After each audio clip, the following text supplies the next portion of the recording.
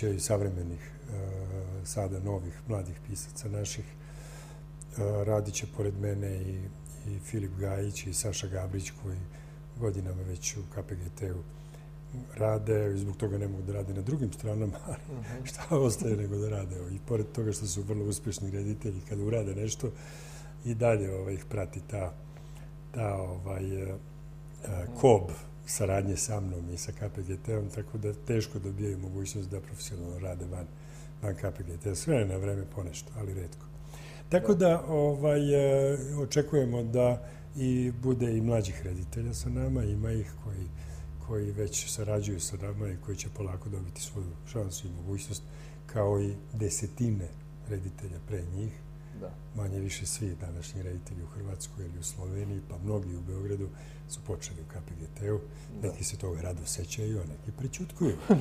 A neki prećutkuju. Neki nas mrze zbog toga. Ono što je interesantno i dalje jeste da je u pripremi sajt koji će onako obeležiti i vaš rad i istorijat KPGT-a, i on čini mi se onako da je u pripremi ozbiljnoj i da se očekuje, i to se stvarno onako, to bi jako interesantno bilo vidjeti. Rekli ste, to je nekih skoro, čini mi se, 40 godina od Bube Uhu, je li tako? Pa dobro, najviše je to KPGT 87. Ali naravno ima i ranijih stvari vezanih za moj rad, za Nadin rad, Radetov, Dušanov, nas koji smo osnovali KPGT i naših glumaca, glavnih i tako dalje. Otprilike gdje god ima nešto što se odnosi na njih, to je tu. Ali ono što je zapanjujuće, moram da vam kažem, to je da tako nešto, sad mi gledamo taj materijal i sređujemo ga, to je posao od 10 godina. To je blizu 20.000 novinskih isečaka, skeniranih, obrađenih, i sada će biti na raspolaganju javnosti. Tako nešto na svetu uopšte ne postoji. Ne postoji ni jedno, pa ni mnogo veća i značajnija pozorišta od nas svetska, oni nemaju tu arhivu. Ako uđete na internet, nigde nećete pronaći. Čak nećete naći neke vrlo značajne institucije izvan pozorišta, pa da imaju takvu kompletnu dokumentaciju pres. To nije o nama. To je ono što na prvi pogled jeste o predstavama KPGT-a, o ljudima koji su tu igrali, režirali, pisali. U stvari, to je jedan ogroman dosije kojem je cela priča o našoj zemlji. To je cela priča o tome kako je Jugoslavija grcala, borila se, držala glavu iznad vode i kako je na kraju potonula. To se sve vidi kroz ono što su pisali o nama, o našem pozorištu, kako su nas hvalili, kako su nas napadali, zbog čega su nas pljuvali, zbog čega su nas podržavali, ko nas je podržavao, ko nas je napadao, sve se tamo vidi. Nema ništa tajne, nema više skrivanja, sve lepo piše. Mi ćemo to sad staviti na internet. Meni već godinama dolaze studenti, dolaze razni doktoranti, pišu razne stvari. Sada ja više neću morati da im pomažem u tome da nađu. Sad je sve na stolu. Sad je kompletna štampa jugoslovenska, mnogo američke, australijske, engleske, ruske i ostale štampe sa svim svojim tekstovima vezanim za KPGT. Sve je to sada na dlanu. Uz to će biti i mnogo videomaterijala, oko 50 snimaka predstava. Biće sve do čega smo mogli da dođemo, biće slobodan stream svega toga. Biće nekoliko hiljada fotografija. U ovom trenutku je taj posao u zaostatku, jer treba jako mnogo iskenirati svega toga, ali to je isto tako deo našeg sajta. Biće naravno i sve o svim predstavama KPGT-a, sa svim podelama, sa svim glumcima, sa svim kritikama koje su unutar toga, svim tekstovima o tome. A naravno bit će i onaj deo koji se odnosi aktuelno na ono što mi sada radimo, što nameravamo.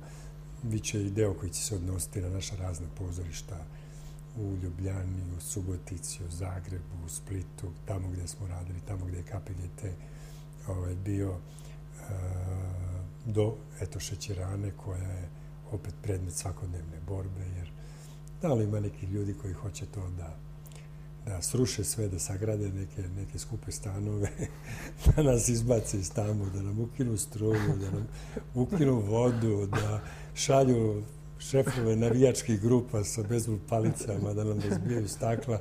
I to tako 10 godina već, to je bez prestanka, to je svakodnevica.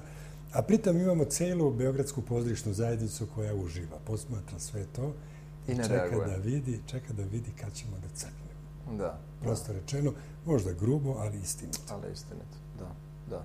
A u kojem je, na primjer, ja znam da se nešto desilo u vezi KPGT-a, to je bilo pre par godina, da je izgoreo krov. Jeste. To je sad sređeno, je li tako? To je razlog zašto mi već skoro 3 godine ne igramo predstave. Zato što je to bilo 300 kvadrata krova iznad scene. Mi smo imali na sceni bazen u kome smo skupljali vodu od kiše i od snega. Od najlona napravljen, pa bi onda pumpama tu vodu izbacivali napolje, jer je to stajalo otvoreno kao kako se to kaže, kao raka na groblju.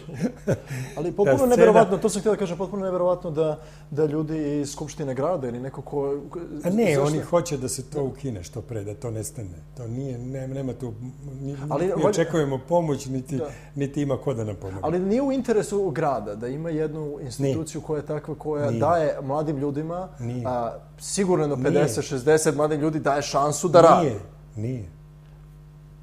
To danas u kulturi kod nas mogu da opstanu samo ustanove i pojedinci povezani sa političkim partijama na vlasti. Ništa van toga. Jasne. I oni glumci koji se upišu u te partije, popnu se na razne tribine, na raznim političkim zborovima, oni imaju šanse i da igraju na televiziji, i da budu u pozorištu i ostali su na ulici. Pošto nema KPGT, onda nisu ni u KPGT-u, nego su na ulici. Kad bude KPGT ponovo radio, a to je sada ovih dana, opet će biti desetine mladih ljudi koji tu počinju, kao što je veliki broj onih koji su danas velike zvezde i drže pod kontrolom ogroman novac, zgrade i sve ostalo. Svi su oni počeli u KPGT-u. Svi su bili mladi glumci koji su uzeli svoju sportsku torbu, došli ili reditelji ili pisci, pa su tu počeli, uzeli šta im treba i otišli dalje. I to je princip KPGT-a.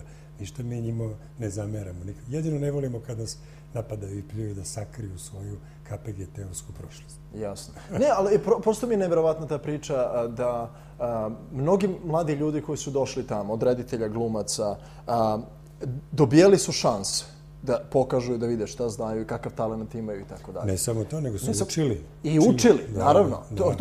Učili su od najboljih. Neki su krenuli i dok su studirali, su krenuli sa KPGT-om, igrajući u KPGT-om. Skoro svi, neki pre studije. Jasno.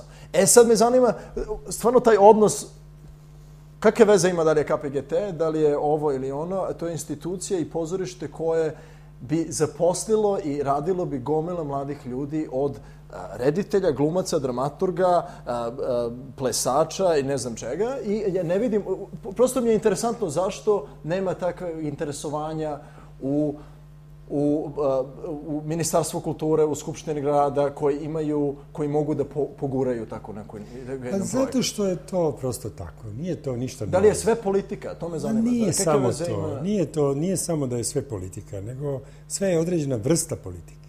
Nije to politika je, mislim, šta je politika? Politika je jedna u svojoj osnovi pozitivna stvar. To je kod Grka bila politea, uređenje grada. Urediti grad, to je u stvari politika.